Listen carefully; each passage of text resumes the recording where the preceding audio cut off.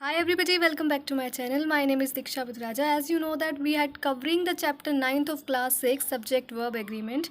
We had covered some rules and some rules are still left. So we will cover it today. So let's start.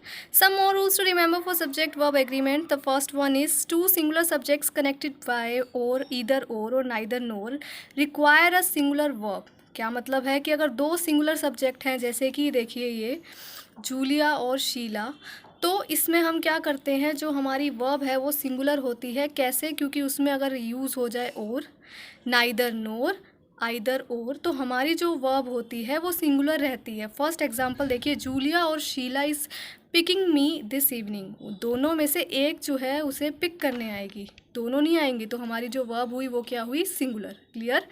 उसी तरह neither का example लेते हैं। Neither Julia nor Sheela is coming for the film. दोनों में से कोई भी फिल्म के लिए नहीं आ रही है। इसका मतलब जो वर्ब होगी वो भी सिंगुलर होगी, क्योंकि कोई भी नहीं आ रही, कोई थर्ड पर्सन हो सकता है, राइट।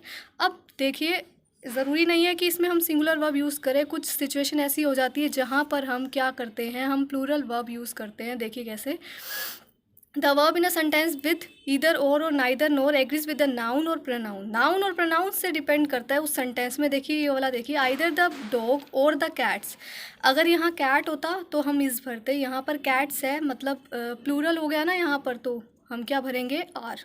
Is that clear? तभी मैंने आपको बोला कि सिचुएशन डिपेंड करती है। अगर नाउन और प्रोनाउन प्लूरल है तो हमारी जो वर्ब है वो भी प्लूरल होगी।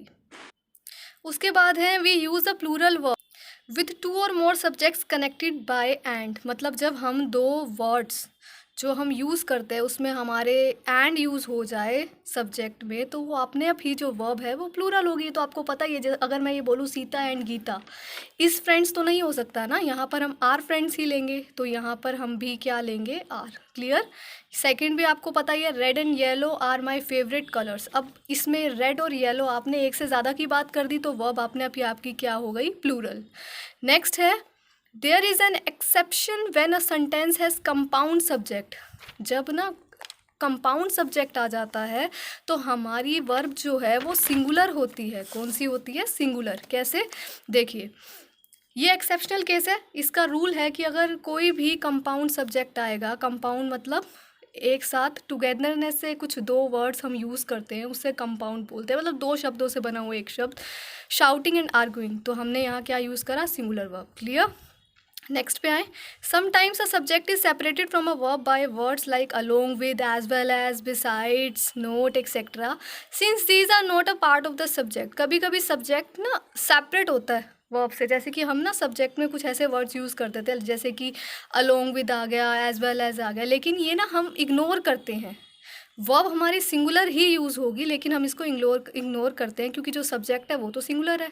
और अगर सब्जेक्ट प्लूरल हुआ तो हम उसके हिसाब से देखेंगे। देखो फर्स्ट चीज़ देखो, the principal along with some teachers. अब यहाँ टीचर्स बहुत सारे हैं, बट हमने यहाँ पर क्या यूज़ कर दिया? अलोंग विद यूज़ हो गया ना, कि जो टीचर है, जो प्रिंसिपल है कुछ टीचर्स के साथ जो है इज़ एक्सपेक्टेड टू अराइव सून, कि जल्द ही उम्मीद करते हैं कि वो आएंगे या आती हैं। ठीक है, तो ये जो चीज़ है ये क्या है? मानी नहीं जाएगी। क्या नहीं मानी जाएगी? ये मानी नहीं जाएगी इन द सेंस इसको हम इंक्लूड नहीं करेंगे, इसलिए हमने सिंगुलर वर्ब जो है मानी है। इसमें हम यही यूज़ करेंगे, इसको हम इग्नोर करेंगे। क्लियर? नेक्स्ट करते हैं, parenthesis are not a part of the subject. मतलब पैरेंथेसिस इसको बोलते हैं जो ब्रैकेट में दे रखा है, इसको सब्जेक्ट नहीं माना जाता। हालांकि कंप्लीट सेंस भी हो, इसमें थोड़ा सा एक्स्ट्रा भी बता रखा है, पर इससे कोई फ़र्क नहीं पड़ता बिल्कुल भी सेंटेंस पे।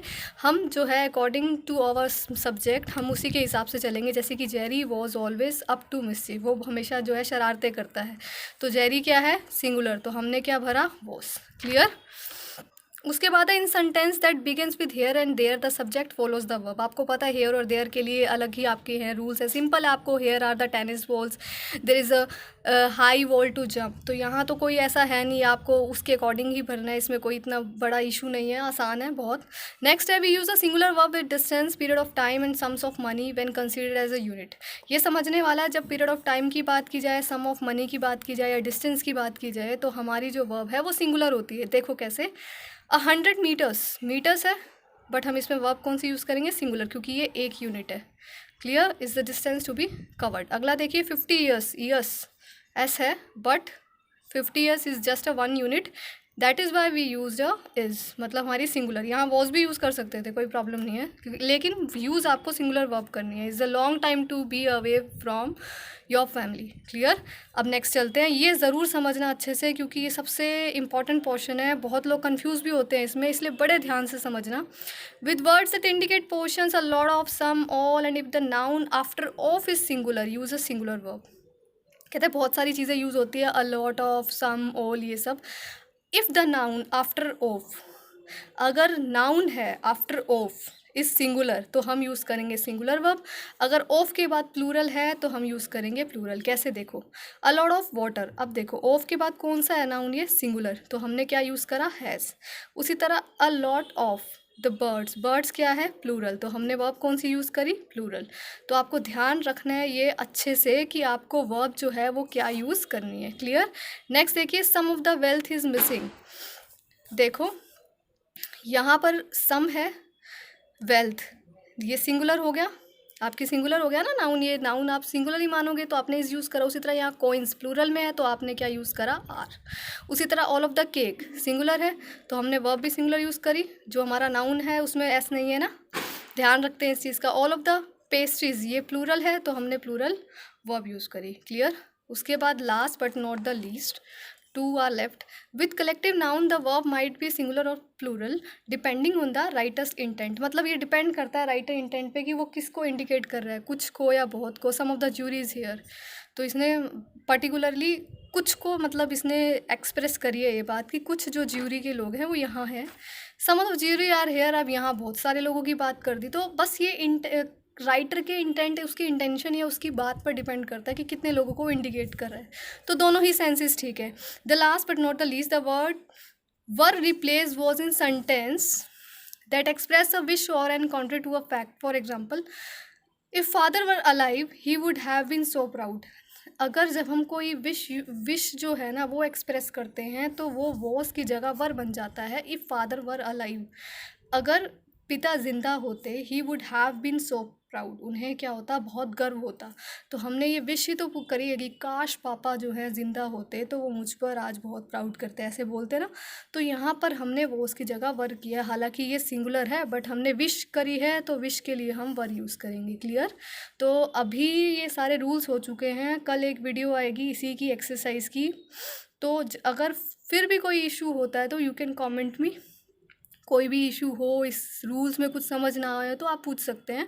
और ट्राई करना कि एक्सरसाइज खुद से फिल करके देखना, क्योंकि रूल्स के हिसाब से अब आपको एक्सरसाइज भरने में बहुत ही आसानी होगी। Thank you so much.